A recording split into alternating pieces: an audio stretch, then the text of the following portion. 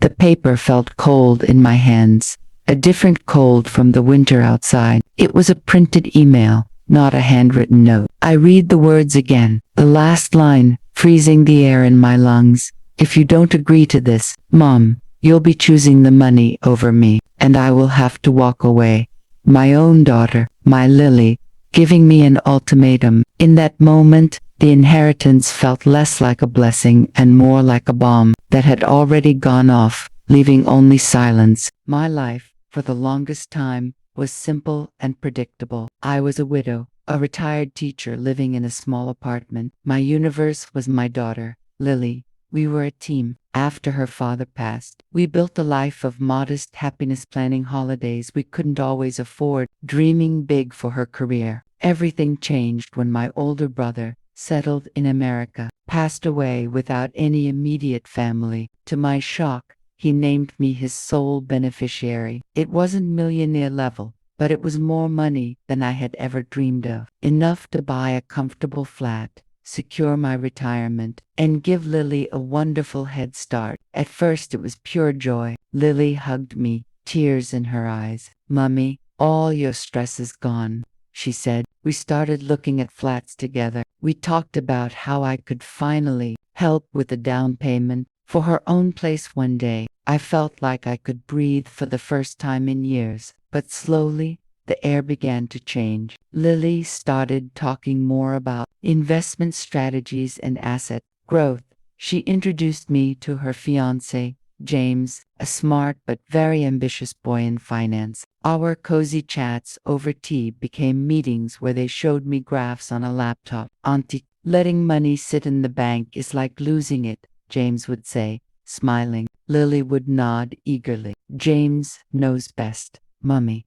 The moral fault line was there, but I didn't see it. I saw a daughter wanting to help her old-fashioned mother. I saw love. I didn't see the quiet shift from our future to my money. The trigger was the new flat. We had found a beautiful, spacious 3-bedroom apartment in a well-maintained building in London. It was my dream. But when we sat down to review the paperwork, Lily and James had a different plan. "Mom," Lily began, her voice sweet, rehearsed, "we've been thinking, instead of buying one big apartment, why not invest in 2 smaller properties in an upcoming area? With the same money, the returns will be much higher." I was confused. "But where will I live?" James leaned forward. "With us, of course. In one of the flats. We'll take the smaller bedroom. The second property can be rented out. It'll be a steady income source. With you." I asked Lily,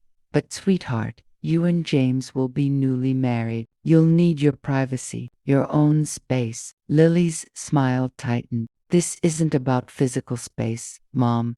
It's about financial space. Our future. This is the smarter choice for the family." A knot formed in my stomach. I really had my heart set on this apartment, my own home, something secure from my old age. The room went quiet. Then Lily said the words that changed everything. Her voice was low, firm. "Okay, then you have a choice. You can buy this big apartment for yourself, or you can make a smart investment with us for our family's future. But if you choose only yourself, then I'll know where your priorities lie." The ultimatum followed me everywhere, like a shadow in every room. I pretended it hadn't happened. I went ahead and paid the booking amount for the 3-bedroom apartment, my hands shaking, hoping Lily would see my happiness and understand. She didn't. The coldness that followed was worse than any argument. My calls went unanswered for days. When she finally visited,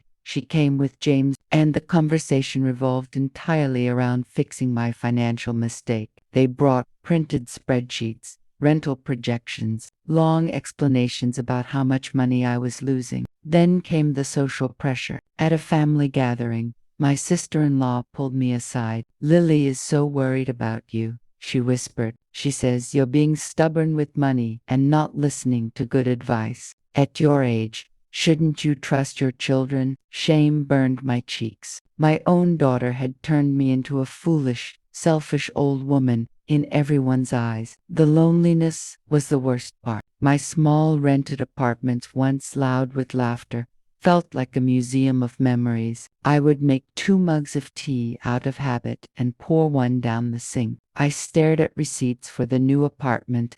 For furniture I chose alone. The numbers, once symbols of security, now felt like the price of losing my family. The final blow came during dinner at their rented flat in Manchester. Lily cooked my favorite meal as a peace offering, but after dessert, James slid a document across the table. "It's simple," he said calmly. "You invest the remaining inheritance as capital. Lily and I will handle everything: property selection, tenants, paperwork. You'll get a monthly return. No stress." Lily squeezed my hand. "Please, Mom, do this for me.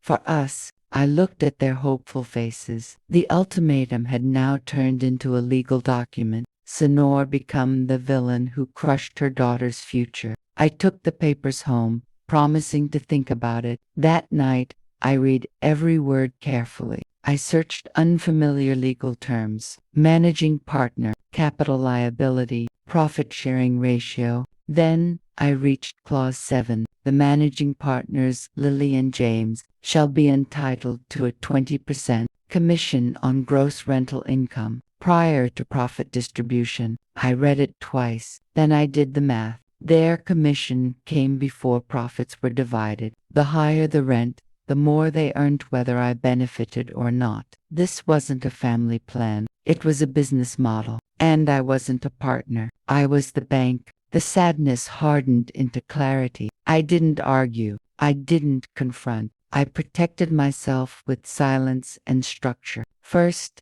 I found a professional, not family, a sharp, experienced female solicitor in London, recommended by an old colleague. She reviewed everything and said 2 words that changed my perspective: undue influence, emotional coercion. Her advice was blunt: stop discussing money, secure your assets immediately. I did 3 things. I completed the full payment and registered the apartment solely in my name. I moved the remaining inheritance into fixed-term accounts at a different bank, one Lily didn't know about. All statements went to my new address. With my solicitor's help, I drafted a clear, legally sound will. I left Lily a modest but generous fixed amount. The rest the apartment. The savings I left to a charitable trust supporting girls' education in the UK. This wasn't revenge. It was a boundary built with law, paper, and resolve.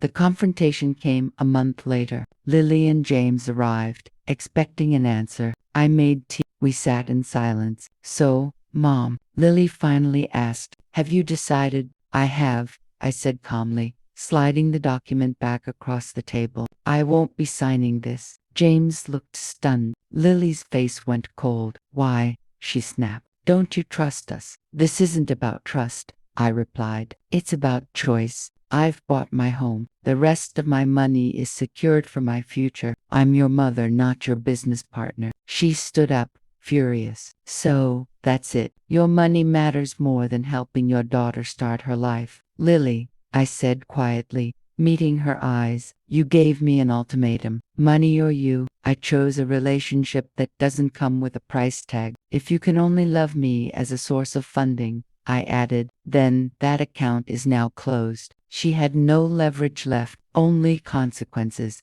That was a year ago. I live in my new apartment, now quiet, sunlit, filled with books and calm mornings. Lily and I speak occasionally, short calls, polite words. The damage runs deep. She's still with James.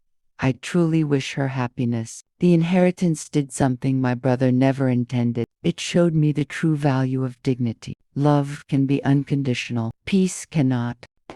Set up a small monthly scholarship in my brother's name at my old secondary school. It feels right. The money that almost destroyed my family will now help young girls build futures of their own. Sometimes, the most loving thing you can do is not to give someone what they demand, but to show them what they lose when they only know how to take. If this real-life emotional story touched you, please let me know in the comments. For more calm stories about family, love, and difficult choices, Do subscribe. Thank you for listening.